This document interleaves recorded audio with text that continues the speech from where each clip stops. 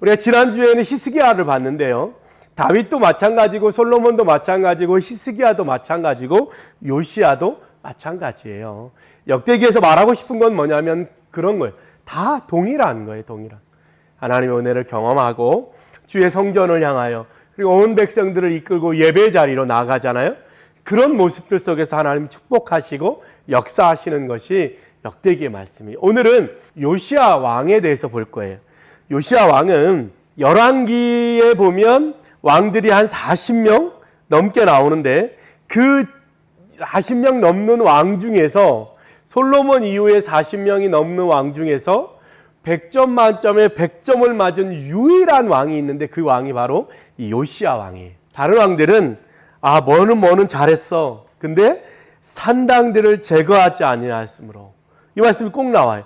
아사 때도 그랬고요. 여호사밧 왕도 그랬고 요아스 왕도 그렇고 아사랴 왕도 잘했어. 아예 못한 사람들도 많고요.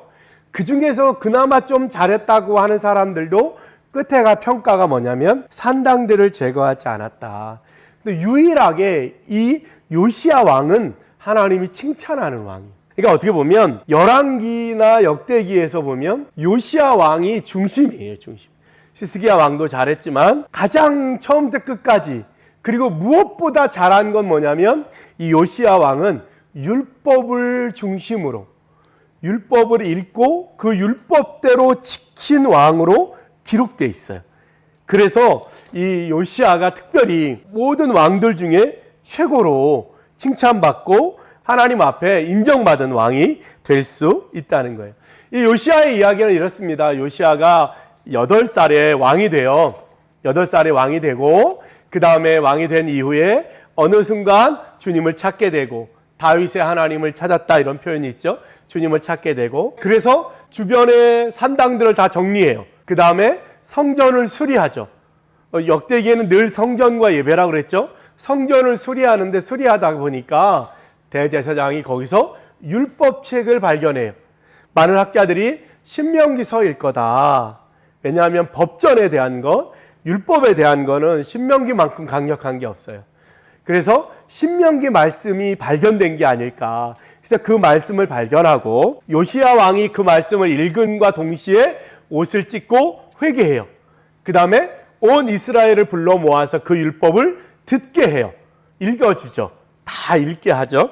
그리고 그들도 다 같이 주님 앞에 엎드리게 하고 회개하게 하고 그 다음에 유월절 예배, 사무엘 이후로 드려지지 않았던 유월절 예배를 대대적으로 드립니다. 엄청나게 예배를 드리면서 그렇게 하나님 앞에 모든 백성들을 돌이켰던 왕으로 기록되어 있어요. 칭찬을 많이 받죠. 그 다음에 죽을 때는 뭐냐면 애굽의 왕 느고가 내가 이스라엘을 지나서 아시리아를 공격할 거니까 니네는 길을 비켜라 이렇게 하죠. 근데 요시야 왕이 안 비키죠. 그래가지고 어떻게 되냐면 죽어요. 그 자리에서. 그래서 그렇게 일생이 끝나는 그런 왕이에요. 우리 요시야 왕을 통해서 우리가 이전에 봤던 것과 같은 방식으로 어떤 마음으로 어떻게 이 왕이 하나님 앞에 나아갔는지 한번 살펴봤으면 좋겠습니다. 먼저 요시야 왕이 8살의 왕이 되고 이전에 보니까 여호와 보시기에 정직하게 행하여 그의 조상 다윗의 길로 걸으며 좌우로 치우치지 아니하고 요시야 왕의 특징이 뭐냐면 좌우로 치우치지 않았대요. 이거 많이 들어봤죠? 어디서 들어봤어요?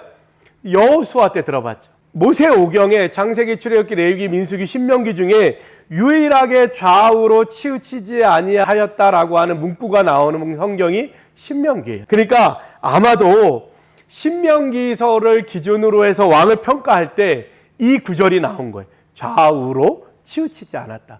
리더 중에 최고의 리더가 누구예요? 여호수아잖아요. 그죠? 그 모세 이후에 그 어려운 환경 속에서 좌우로 치우치지 않아야 된다라고 이야기를 들었던 여호수아. 그것처럼 요시야 왕도 어땠다? 굉장히 훌륭한 리더였다라고 평가해주고 있는 거예요. 좌우로 치우치지 않는. 뭐가 기준이에요?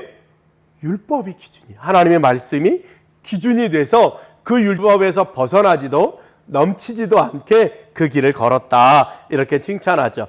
3절에 보면 아직도 어렸을 때 곧 왕위에 있은 지 8년의 그의 조상 다윗의 하나님을 비로소 찾고 8년이니까 8살 더하기 8년이니까 16살이었죠. 16살 됐을 때 비로소 다윗의 하나님을 찾고, 이렇게. 이 찾다는 단어가 여러분, 우리가 다윗 때도 얘기했죠? 다라시예요, 다라시. 요시야 왕은 어떤 왕? 다윗의 하나님을 찾은 왕이라는 거예요.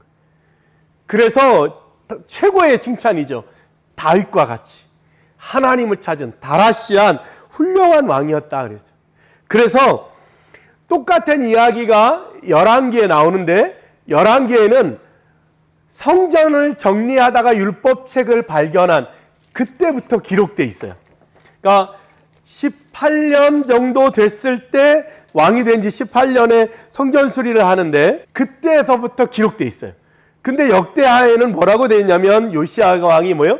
그 전에 성전을 수리하기 전에 이미 전국에 있는 산당을 정리했다 그랬어요. 근데 이게 왜 중요하냐면, 이 당시에 이스라엘의 환경이 어땠냐면, 요시야 왕 전 때 누가 있었냐면 므낫세 왕이 있었어요.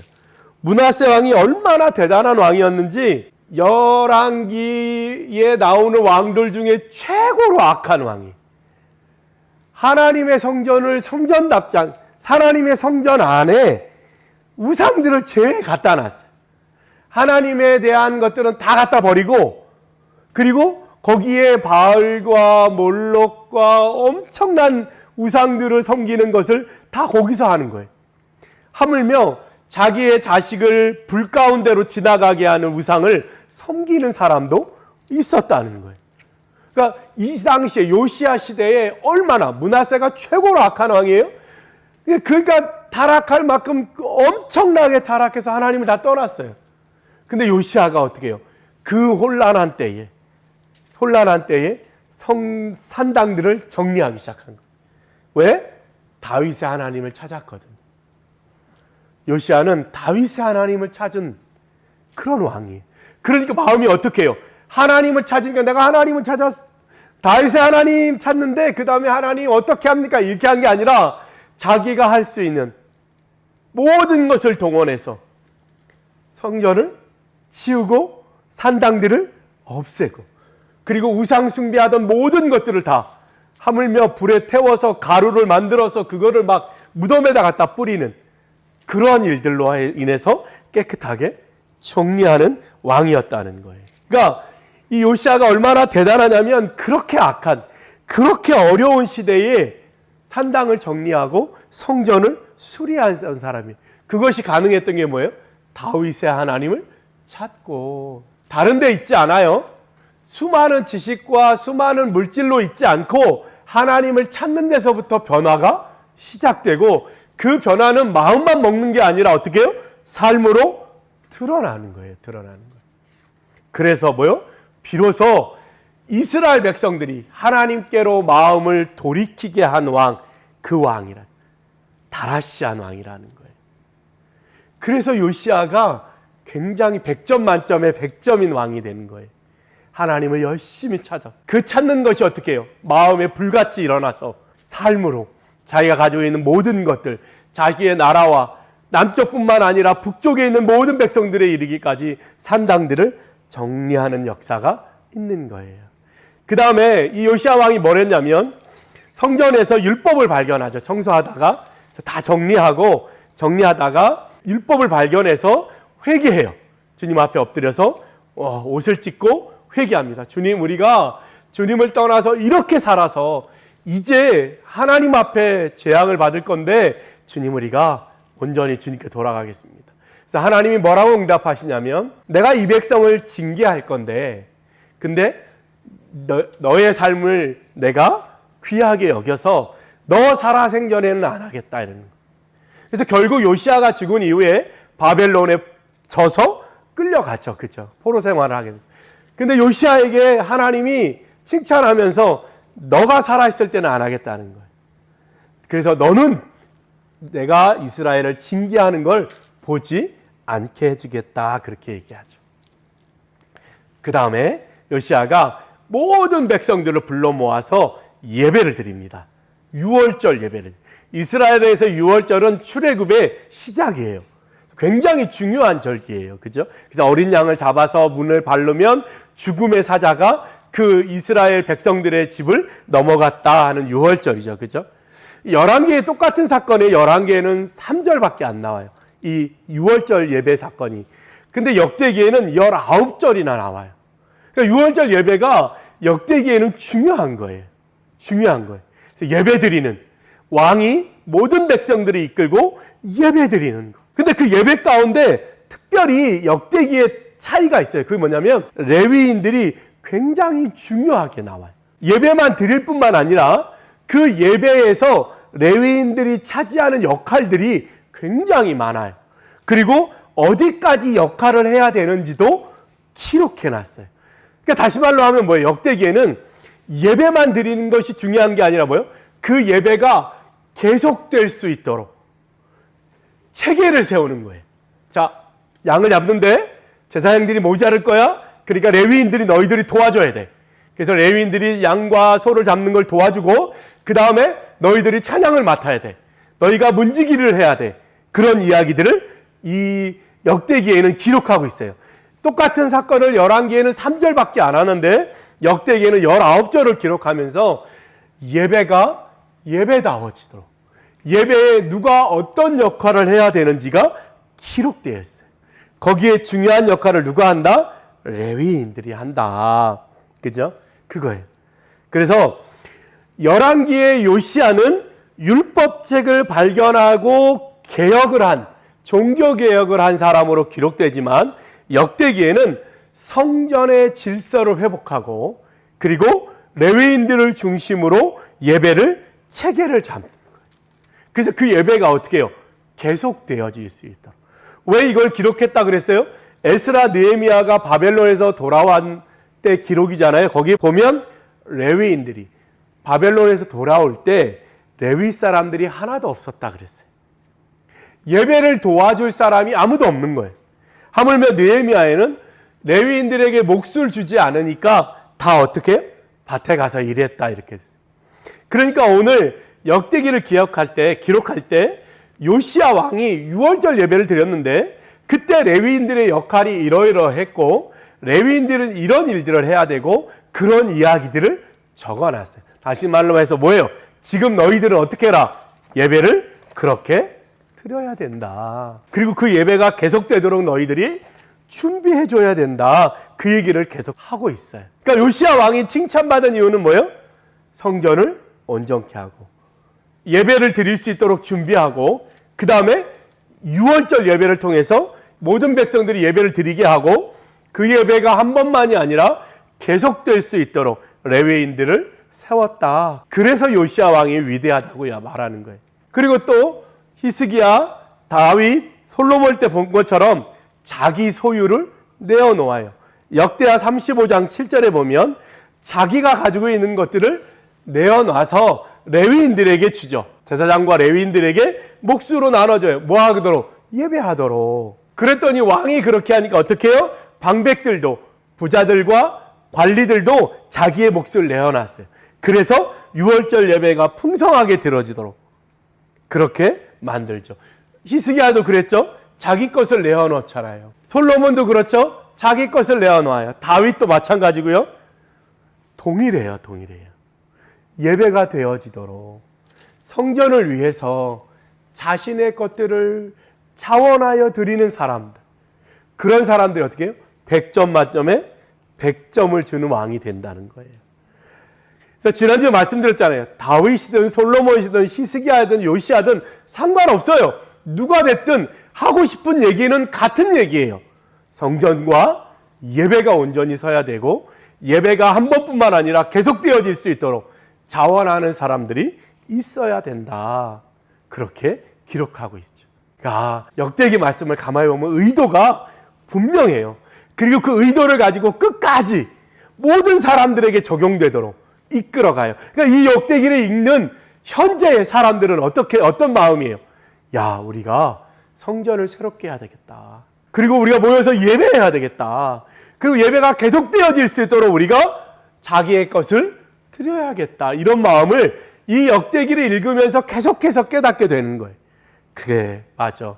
하나님께 예배해야 우리가 다시 포로로 끌려가지 않을 거야. 우리가 하나님께 예배해야 우리 다음 세대들이 고생하지 않을 거야. 우리가 하나님 앞에 모여서 하나님의 뜻대로 율법대로 살아야 주님이 우리를 축복하셔서 우리 자녀들과 우리 자녀손들이 이 땅을 떠나지 않게 될 거야 라고 이야기하는 거예요. 그거예요. 그게 요시야 왕이 요시야 왕 된 이유예요. 자, 마지막으로 요시야 왕의 죽음에 대해서 나오는데 굉장히 특이해요. 11개 보면 갑자기 죽어요. 굉장히 잘 살다가 전쟁이 났는데 애굽이 올라왔어요. 애굽이 아시리아를 치러 올라가다가 이스라엘에게 야, 좀 길 좀 비켜줘 이렇게 했어요. 그랬더니 요시야 왕이 안 비켜줬어요. 그랬더니 거기 전쟁에서 죽어요. 그래서 아니 이렇게 착한 왕이 왜 갑자기 죽지? 뭐 이렇게 뜬금없이 설명 한마디 없어요. 11개에는 왜 죽었는지 잘 몰라요. 근데 역대기에는 설명을 해놨어요. 역대기 뭐라고 설명하냐면 이 애굽 왕 느고가 전쟁을 하러 올라오는 이스라엘은 항상 그랬어요. 아수르가 이집트를 치러 가다가 이스라엘을 치고 이집트로 내려가고 이집트가 아수르를 치려다가 올라가다가 이스라엘을 치고 조그만 나라니까 통로예요. 통로. 그때 왕의 대로라고 해서 큰 대로가 있었어요. 거기 지나가는. 그러니까 군병들도 글로 지나가고 전쟁 나도 글로 지나가니까 물자도 글로 지나가니까 항상 중간에서 불안한 거예요. 근데 이번에도 이집트 왕 르고가 올라가면서 말합니다. 우리는 너희하고 상관없어. 안 건드릴 테니까 길을 비켜줘. 그러면서 뭐라고 했냐면 역대하 35장 21절에 이건 하나님의 명령이야. 이렇게 말합니다. 역대하에서만 기록되어 있어요. 하나님의 명령이야. 특이하게 기록되어 있죠. 근데 요시야가 어떻게 하냐면 그 말을 듣기 싫어하고 변장한 다음에 듣지 아니하고 전쟁하러 나가요. 무슨 말이에요? 느고의 말이 아니라 하나님의 명령이야. 근데 요시야가 어떻게 했어요? 그 명령을 안 들은 거예요. 그러니까 역대기에는 뭐라고 평가하냐면 요시야가 굉장히 잘했지만 느고가 하나님의 명령이야 그랬는데 안 들었어서 그래서 죽은 거다 이렇게 기록되어 있는 거예요.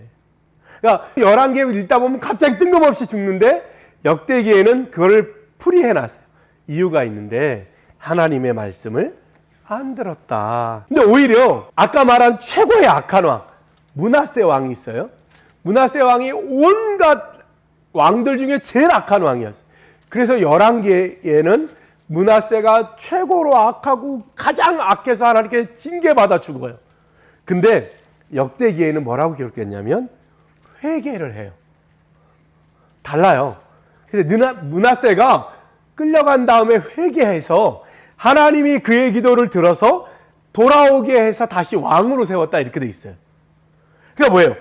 최고로 악한 왕과 최고로 잘한 왕, 이 두 왕을 역대기가 비교하는데 어떻게 비교하냐면 아무리 악한 왕도 주님께로 돌아오며 회개하면 그 왕도 다시 왕이 되는 영광을 하나님이 주셨다. 근데 최고의 왕인 요시야도 느고가 이건 하나님의 명령이야? 이랬는데 안 들어서 죽었다는 거예요. 그러니까 무슨 얘기를 하고 싶은 거예요? 끝까지 므낫세의 표현이 뭐냐면 자기를 겸손하게 했다 이렇게 해요. 자기를 낮춰서 어디에? 하나님 말씀에 하나님의 징계에 자기를 겸손하게 했다는 거예요. 그러니까 아무리 악해도 자기를 낮추고 겸손하게 하는 사람 어디에? 말씀에. 그런 사람은 다시 회복되는데 요시야처럼 최고의 100점 만점의 100점의 왕도 하나님의 명령이야. 그런데 안 듣고 뭐예요? 변장하고 나가서 싸우려고 할 때 죽게 되는 일이 벌어지는 거예요. 그러니까 지난 공로가 아무리 많아도 지금 내가 하나님 앞에 온전치 않으면 멸망할 수 있다는 거예요. 이게 역대기의 주장이에요. 지난날 아무리 과오가 많아도 아무리 악한 열왕기 보면요, 그 당시에 성전 안에서 별 우상의 물건을 만드는 것도 성전에서 하고요, 별짓을 다 했어요. 막 우상에게 잘 보이려고 자기의 자녀들을 불 가운데로 지나가게 하는 일들이 있었어요. 아무리 악할지라도, 지난날 아무리 험하게 살았을지라도 주님 앞에 말씀에 겸손하고 회개하면 주님이 그를 살리시고, 지난날 아무리 잘했어도 지금 주님 앞에 겸손하지 않으면, 순종하지 않으면 죽음을 당하게 된다는 거예요. 그러니까 과거의 복로보다 현재의 태도가 굉장히 중요하다는 거예요. 그래서 한때의 열심, 그거보다 생이 끝날 때까지 어떻게 해요? 하나님을 붙잡는 자세가 중요하다고 얘기하는 거예요. 너희들이 지금 어떠할지라도, 너희들이 옛날에 어떤 모습일지라도, 이건 무슨 얘기를 하고 싶은 걸까요? 역대기 현재 상황에서 보면 너네가 바벨론에 끌려갔단지, 아니면 남아서 이 나라를 지켰든지, 아니면 어중이 떠중이 외국인이 이 무리, 이스라엘 무리 안에 껴있든지 상관없이 지금이 중요하다는 거예요. 지금 여러분들이 말씀 앞에 어떤 태도인지가 중요하다는 거예요. 그래서 열왕기에는 그렇게 악한 왕이라고, 그래서 죽어버렸어 라고 표현됐던 왕을 역대기에는 그렇지만 그가 말씀에 겸손하여 주님 앞에 회개했더니 하나님이 그를 다시 불러서 왕을 세웠더라, 이렇게 기록하고 마무리하는 거예요. 그런 일들이 있다는 거예요. 그러니까 지금 뭐 해라? 여러분도 율법에, 하나님의 말씀에 온전히 붙잡혀서 그 말씀 앞에 겸손하여 내가 지난날 어떠하였든지 상관없이 오늘을 온전히 말씀 위에 살아내라는 거예요. 그것이 중요하다고 역대기에서 얘기하는 거예요. 포로로 갔다 왔든 끌려왔든 거기에서 살았든 상관없이 오늘 여러분들이 하나님 앞에 어떤 모습으로, 하나님의 말씀에 어떤 모습으로, 성전과 예배를 어떤 마음으로 섬기는지에 따라서 여러분의 삶이 달라질 수 있다고 오늘 얘기하는 거예요. 자, 역대기가 끝났어요. 요시야 왕이 안타깝죠. 그거 아니라는데, 그냥 지나가게만 해달라는데, 그러면 좋은데, 그죠? 예, 물론 정치적인 상황이 있었겠죠, 그죠? 근데 아쉬움이 있어요. 근데 역대기에서 하고 싶은 얘기가 있었던 거예요. 그래서 그렇게 악한 왕도 다시 살려내는 일이 있는 거예요. 그처럼 오늘 21세기를 살아가는 우리 성도님들이 기억해야 돼요. 우리가 매주일 왜 예배를 드려요? 우리의 일주일의 삶을 우리가 오늘 여기서 다시 살아나야 되는 거예요. 주일은 무슨 날이에요? 주님이 부활하신 날을 기념하는 날이에요. 죽음에서 살아나는 날이에요. 오늘 여러분들이 지난날 어떠하였든지 상관없이 말씀 앞에 겸손하고 율법을 붙잡을 때, 하나님의 말씀을 붙잡을 때 여러분들이 살아나고 회복된다는 거예요. 이전에 어떠하였든지 상관없대요. 오늘 하나님 앞에 살기로 작정하고 결단하면 하나님이 그 마음을 보시고, 그죠? 은혜를 주신다는 거예요. 요시야 왕도 하나님 앞에 열심히 했더니 주님 말씀하시잖아요. 내 이 나라가 멸망할 건데 너 때는 안 할게. 이게 얼마나 은혜예요. 그죠? 내 눈으로 솔로몬도 마찬가지였잖아요. 기억나요? 솔로몬, 야, 너의 행실을 보니까 1000명의 후궁과 그 1000명이 가지고 온 1000개의 우상들이 가득할 때, 이 솔로몬아, 내가 너를 버렸다. 이제부터 너의 나라를 2개로 쪼개버릴 거다. 그런데 네가 한 일 때문에 내가 너의 때는 갈라지지 않게 하겠다. 이렇게 약속하죠. 오늘 여러분들이 하나님 앞에 서 있으면 하나님은 여러분들에게 여러분이 받을 축복과 은혜를 주시는 거예요. 내가 너에게는 얼마나 감사해요. 그죠? 하나님 내 삶에 책임져 주신다니까. 우리 그런 걸 받아 누렸으면 좋겠어요. 내 때에 하나님 어떤 축복을 주실까? 여러분에게 주신 은혜들이 있어요. 내가 아무리 힘들고 어려도 가만히 생각해 보면 하나님이 내게 주신 은혜가 있어요. 아, 그렇지. 하나님이 늘 그런 은혜를 주셨지. 맨날 죽을 것 같은데 안 죽는단 말이지, 그죠? 맨날 문 닫을 것 같은데 안 닫는단 말이죠. 그런 은혜들을 주시는 거 어떠할 때 말씀 앞에 겸손하여 오늘 성전과 예배를 사모하고 주님 앞에 그렇게 내 마음을 드릴 때 주님이 축복하신다는 거예요. 여러분 기억하셨으면 좋겠습니다. 여러분의 믿음으로 사는 거예요. 여러분은 여러분에게 주신 상황과 형편 속에 하나님 붙드는 거예요. 그러면 주님이 우리가 가지 않아도 될 길들은 비키게 하시고, 우리가 눈 떠 살아있을 때 보지 않아도 될 일들은 보지 않게 해주신다는 거예요. 할렐루야. 그렇게 됐으면 좋겠습니다. 우리가 역대기 말씀을 이제까지 쭉 봤어요. 늘 똑같은 얘기를 계속해서 다윗 때도 똑같은 얘기, 솔로몬 때도 똑같은, 이제 마쳤으니까 길지 않아요. 뭐 역대상 1시간도 안 걸리고 역대하도 1시간도 안 걸려요. 그냥 앉아서 처음부터 끝까지 쭉 읽으면서 어떻게 살아야 될지, 어떤 마음이어야 될지, 그리고 그 속에서 주신 각 사람들에게 주신 은혜들과 공과 과를 잘 기억하는 여러분 되셔서 역대기의 말씀이 두고두고 평생 살아가는 동안 여러분에게 큰 힘이 되기를 예수님의 이름으로 축복합니다. 기도하겠습니다.